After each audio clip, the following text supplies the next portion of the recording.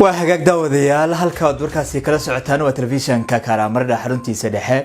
ee magaalada Ankara ee dalka Turkiga sidoo kale waxa qadka magaalada Jigjiga imika si toos ah ugu jira Maxamed Aadan oo ku magac dheer Arbanan dagi isla markaana kamid ah dadka falanqeeya waxna ka qora siyaasadda dalka Itoobiya iyo deegaanka intuba oo isagu si dawlad socday marxaladaha siyaasadeed ee isoo tray ee deegaanka Soomaalida ka taagan bal Maxamed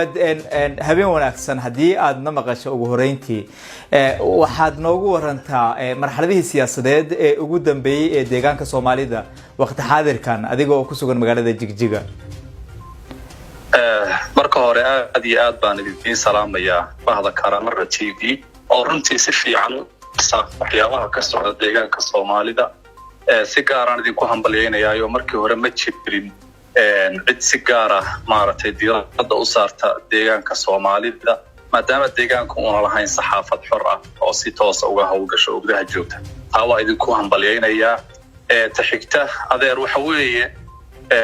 deegaanka Soomaalidu dhibaato aad fara badan buu soo maray qarnigii ugu dambeeyay oo dhan waxa weeye la tarkabuna dabaqan can dabaqin dhibaato ayuu uga sii gudbayay dadku waxay filayeen maadaama ay tahay xilligii ugu wanaagsanaa ee aan deegaanka wax colaad jabhadeed iyo wax dagaal ah iyo wax qashqashaadi ka soconin in dadka looga faa'iideeyo amniga dhacay dhinaca jabhadaha ka yimid ee qoryaha dhigay soo xarooday in dadka looga faa'iideeyo oo madaxweynihii ugu fiicnaa ee aqoon-yahana ee wanaagsan ayay dadku filayeen inuu Mustafa noqonayo oo waqtiga lagu jiro iyo fursadaha yaala ummadda uga faa'iideyn karaya laakiin madaxweyne Mustafa arinta ma samaynin waxaan la filaynin xorriyadii hadalka ee shalay isagu maaragtay victimka u ahaa ee cid waliba garanayso in shalay Allah u naxariistay shahiid Faysal Maxamed Umar hadal uu isagu hadlay darteed loo dhibaateeyo loo dilay in maanta deegaanka Soomaalida dadkii ay la yihiin waa kulay sumcad xumo iyo taariikh xumo isaga ku suntan waa mahadsantahay Maxamed bal waxaad noogu warantaa maxaa ka dhalan kara talaabooyinkan ay xukuumadda qaadi haysa ee ka dhanka xorriyadda hadalka oo la soo sheegay wali in dadka la jirdilayo oo xabsiyada lagu dil talaabadan maxaa ka dhalan kartaa ay kula tahay wallahi ceeb siyaasadeed baa kullay ka dhalanaysa kana dhalatay hadda waxa weeye waxaynu maraynaa in dadkii la soo afduubo mar ad sabab qaar ka soo afduub oo soo qaad diyaarad ku soo qaad mar dir dhaba qaar baabuur ku soo qaad iyo ciidan waxaasoo dhan kharash baa ku baxaya dadkiina abaar iyo dhibaato iyo oon baa maartay u baaba'ayaan maanta ma awoodno anigu jarar baan ka soo jeedaa maanta ma awoodo inaan intaan shir ama dadka isugu yeedho inaan idhaahdo aynu muxuu ah dadkeena tabaalaysan ee dhibanayaasha ay abaartu waxaynayso aynu qaadhaan u ururino aynu wax u samayno ma samayn karayo idan marka intaan la gaadhin waxa ka dhalan doona hadday taagan tahay inaan qofna qof u gurman karin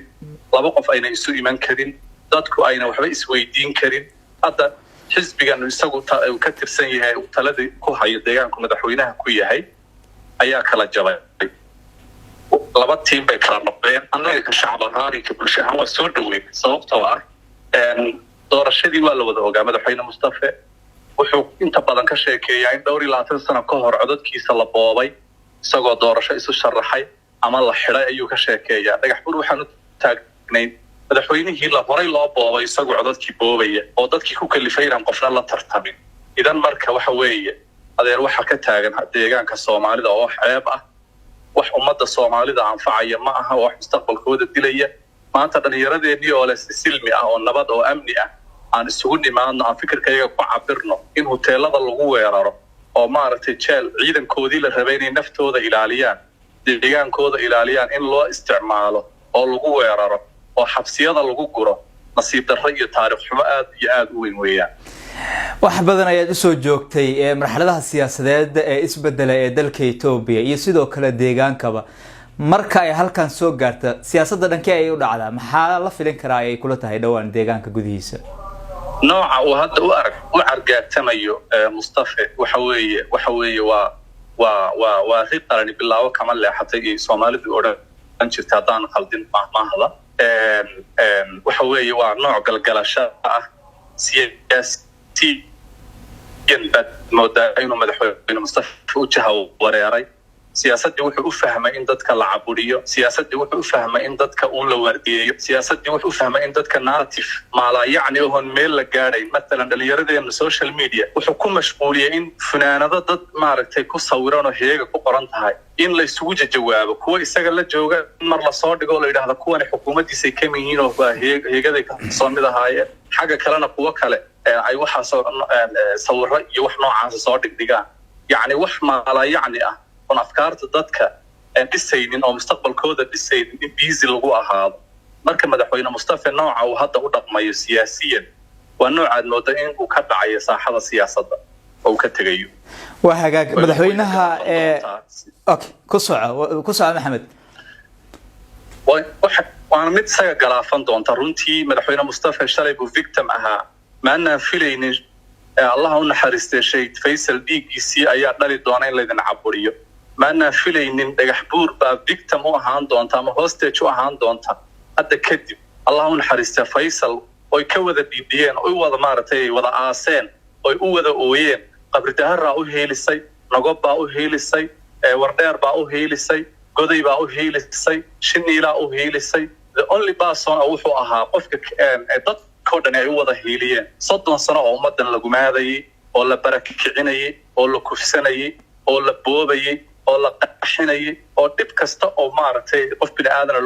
loo geysanaya halkii qof ee loo wada heeliyay weeyaan madaxweyne Mustafa maanta dadku waxay filayeen inuu dadka isu soo jiido dadka isu soo dhaweeyo dadka mideeyo Itoobiyadan kala daadsan fursadda ay Soomaalidu haysatay amniga inuu uga faa'iideeyo oo ummad abuuro oo ummad dhiso oo dadkan isku jaha u dhaqaajiyo qabyaalad kala qoqob gurubaysi iyo qolaba magac ku shaabadayn ayuu Mustafa bilaabay taasina taariikh xumay ku tahay ummadan mustaqbalkeedana way dilaysaa waxa ka fiican ama ay siyaasadu tahay in aad tanaasulaad muujiso dadka aad soo dhaweyso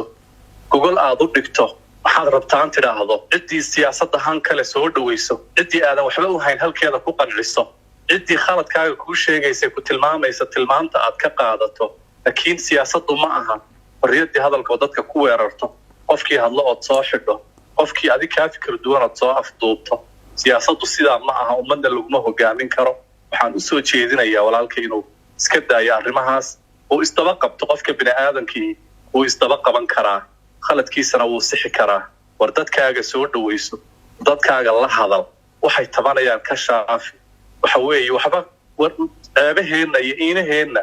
miidiyaha ama activistiyaasha axmaarada inuu madaxweynuhu u gudbiyo oo qofkii deegaanka Soomaalida ama tiimkii hadlama cidii uu raba in maarta la fadeexadeeyo activistiyaal axmaara inay sirheena ka hadlaan iyo arrimaheena oo ina propaganda oo marba wax sheegaan ceeb weeyaan awradaada iyo ceebtaada waa la qarsadaa isaga dadka madaxweyne u ah isaga hogaamiya isaga la rabaa dadkiisa qofka aqliga yar iyo midka aqliga badan inuu isku wado qofka jaahilka iyo ka cilmiga badan inuu isku wado qofka wax tabanaya iyo kan wax tabanayn labaduba inay u sinaadaan baa laga rabaa siyaasaddu ma aha isiriyasho waa hogaamin مسؤول أدب ما حسنتها إن لما أمانك حكومة حكومة كهرسي وحلو دليل إن يجو أي جردل كي دبعت الدجان كقيب كيهين ولين وحلت شيء لما أمانكو أي تعدي ذي وذان محك قلدن إن سكتر كأمانك الدجان كصومالي ده أو حكومة دول بلوغو دليل إن أي مشاكل لكو هاي شعب كذا مركب كواد عيدا كان أساس كيس أما مبدأ على ورد الصيد مركب وجوه الرئيس وكب اللوضة أياه وحوها وحوي إن dadka wax ugu waxyeeleeyo sababtii ciidamada liyu booliska ama ciidamada deegaanada gaarka TPLF asaastay TPLF jeedada u sameysay inay qoomiyadaha dalka Itoobiya dalweynaha Itoobiya ay qoomiyad walba gaarkeeda iyada isugu dhex dhibaataysay ahayd intii isbedel ku dhacay waxa weeye ciidamo badan oo cusub ay ku soo biireen laakiin ciidankeena uma sameysna hab awadaniyad qofkan ayaad ilaaliye u tahay qofkan ayaad darka isaga u xidhan tahay qofkan ayaad difaac u tahay uma sameysna habkii qofku loo carbiyo ama loo maaragtay encourage gareeyo loo dhiso unbuu hadda u tacaamila marka asaaskii dhismaha ayaa ahaa dulmiga marka wuu soconayaa Mustafa shalay lagu dulmiyey today inuu isna marka dad ku dulmiyo waa dhibaato weeyaan ciidanka in maaragtay profile fiican loo sameeyo oo sumcadoodii la dilin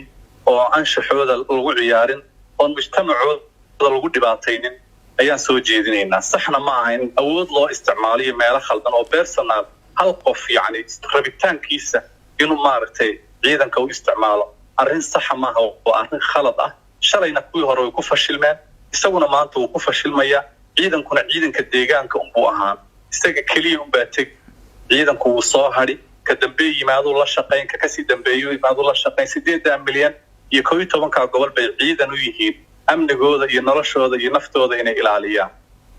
maxamed aad baad u mahadsan tahay mudane, waanu kaaga mahad celinaa waqtigaaga. idinka ayaa mudan aad iyo aad badan. waa hagaag daawadayaal, kaasi waxa uu ahaa maxamed aadan oo loo garan ogyahay aar banaan